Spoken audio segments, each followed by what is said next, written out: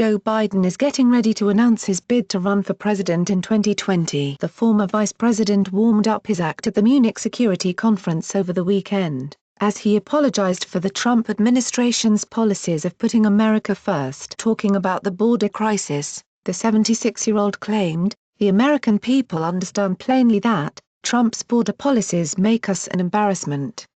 Well, President Donald Trump destroyed him. You'll love this. Joe Biden has decided the best way to win the election in 2020 is to emulate his former boss, Barack Obama. And just like Obama's big apology tour, the former vice president bowed his head in front of the Munich Security Conference and asked them all to forgive America for being great. Trying to curry favor with Europeans who hold America in contempt, Biden said, "The America I see values basic human decency, not snatching children from their parents or turning our back on refugees at our border. Americans know that's not right. The American people understand plainly that this makes us an embarrassment. The American people know, overwhelmingly, that it is not right. That it is not who we are." Well, that's really rich coming from Barack's number two, who knows very well it was the Obama administration who started the separation policy back in 2014. And we wonder how many people in Germany, France, and England feel about their own border crisis. We bet they wished they could turn back time and not allow the influx of hundreds of thousands of Middle Easterner refugees into their own countries. But old Uncle Joe wasn't finished. As the Washington Examiner reported,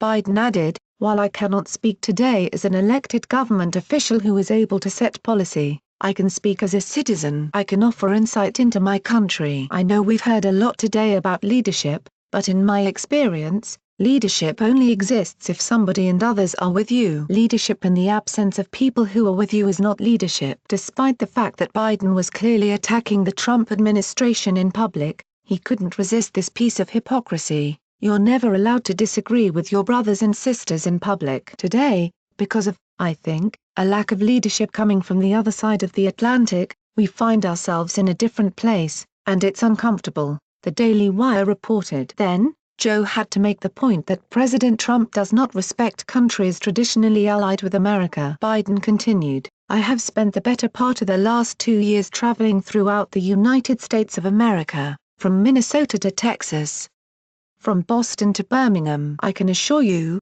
that the American people, the ultimate wellspring of power in the United States of America, remain committed to engaging the world with decency and respect. Those same people who I met all across the United States, who may feel disconnected, discounted, ignored, or left behind. They still believe, as I do, that the core values enshrined in our alliances are worth defending," Biden said. Funny, wasn't it Barack Obama who moved the bust of Great Britain's Winston Churchill, arguably the most important leader of the 20th century, out of the Oval Office? Wasn't it Obama who cancelled a missile defense system in Poland, triggering the Polish president to slam him for doing so? And didn't Obama go to France in 2009, while on his extended apology tour and say, "In America, there's a failure to appreciate Europe's leading role in the world. Instead of celebrating your dynamic union and seeking to partner with you to meet common challenges, there have been times where America has shown arrogance and been dismissive,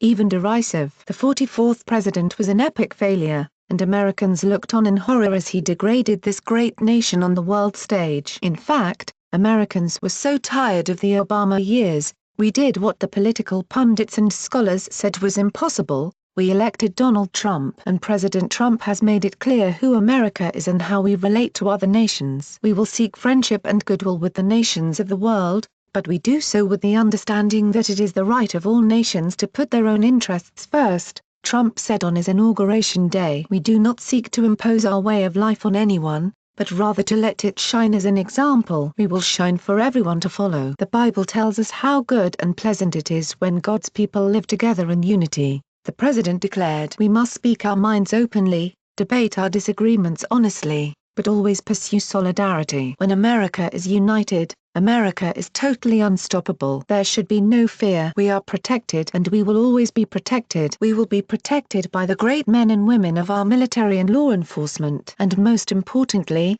we will be protected by God," President Trump concluded. Now, you tell me how poor old Joe Biden is going to fare against Trump and his stalwart vision of America. If these Democrats running in 2020 think Americans will vote to return to Obama's America, They are sadly mistaken. America doesn't apologize for our greatness, for our goodness, or for our way of life. We are the shining city on the hill, as Ronald Reagan said. We are the last best hope for mankind. And those Europeans should be thanking God and President Trump that America is back. The world is a safer place when America is strong.